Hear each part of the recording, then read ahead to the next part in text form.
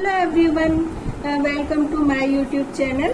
तो जैसा कि मैंने आप लोगों से प्रॉमिस किया था कि अनामिका अजूबी की कहानी का पार्ट 2 मैं लेकर के आऊँगी, तो मैंने अपना जो प्रॉमिस है पूरा किया।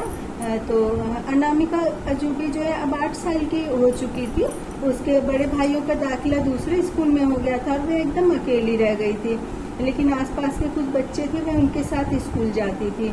और जब वो स्कूल जाती थी तो कई अकेली स्कूल जाती थी तो कई बार रास्ता भटक जाती थी। फिर उसको याद नहीं रहता था किस रास्ते से जाना है, लेकिन उसका स्कूल घर के पास था तो कोई ना कोई उसको घर तक छोड़ देता था।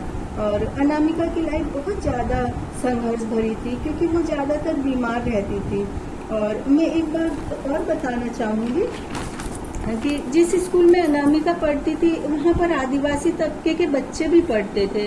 तो कई सारी आदिवासी लड़कियाँ उसकी दोस्त बन गई थी और उसकी दोस्तों को पता था कि अनामिका कम बोलती है और बहुत डरी सहमी रहती है। तो जो उसकी फ्रेंड है उसकी बहुत ज़्यादा हेल्प करती थी।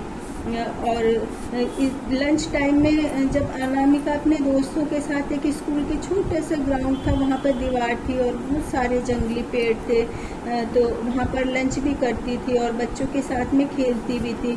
तो जब बहुत तेज़ हवा चलती थी तो जो अनामिका की फ्रेंड थी तो वो गोल घेरा बना करके अनामिका को उस घेरे के बीच में बैठा देती थी, क्योंकि अनामिका बहुत दुबली पतली थी। तो उसकी फ्रेंड्स को लगता था कि वो कहीं हवा में ना उड़ जाए।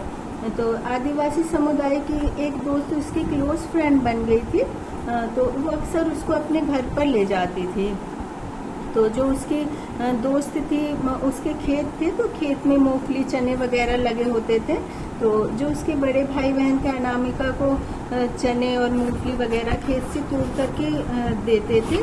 और जब अनामिका अपने दोस्त के घर जाती थी तो वह अपना टिफ़िन ले करके जाती थी। और क्योंकि काफ़ी देर हो जाती थी तो उसका जो टिफ़िन में साधारण सी रोटी सब्जी रहती थी और वो भी ठंडी हो जाती थी।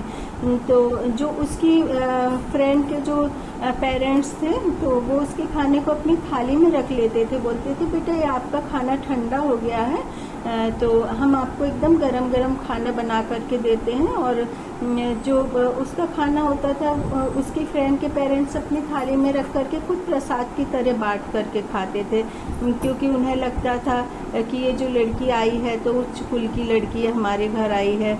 लेकिन अनामिका अब भी इन सब बातों को नहीं मानती है। प्यार से उसे कोई भी ज़मीन पर बैठाकर साधारण भोजन भी देता है तो राजसी महलों के भोजन की तरह ही वो उस भोजन को ग्रहण करती है।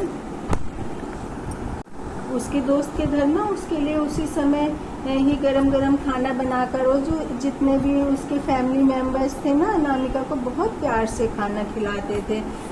और अनामिका जब भी स्कूल की छुट्टी होती थी और घर आती थी तो वो बच्चों के साथ रेस लगाती हुई आती थी, क्योंकि वो रनिंग बहुत फास्ट करती थी। और कभी रेस में हार जाती थी तो अपना बैग वहीं छोड़ करके आ जाती थी गुस्से में। तो जो उसके दोस्त थे वो उसका बैग घर तक ले करके आते थे। और अनामिका के शहर में बारिश बहुत ज़्यादा तेज़ होती है। और जब अनामिका 8-10 साल की थी तो उसका घर भी कच्चा और खपरेल वाला था। और जब बारिश बहुत तेज़ होती थी तो उसके सारे मकान में पानी भर जाता था और उसकी सारी बुक्स और उसके घर का सामान सारा खराब हो जाता था। लेकिन अनामिका अब बहुत बड़े शहर में रह रही है और उसका बहुत बड़ा मकान है, लेकिन अब भी वो अपने कच्चे खपरेल वाले मकान को नहीं भूलती है। तो अनामिका अजूबी की कहानी मैं अब यहाँ तक ही सुनाती हूँ और लास्ट टाइम मैं अनामिका अजूबी का 3rd पार्ट लेकर के आऊँगी। तो आप मेरी इस कहानी को सुनिए, सब्सक्राइब कीजिए और व्यूज़ दीजिए। Thank you.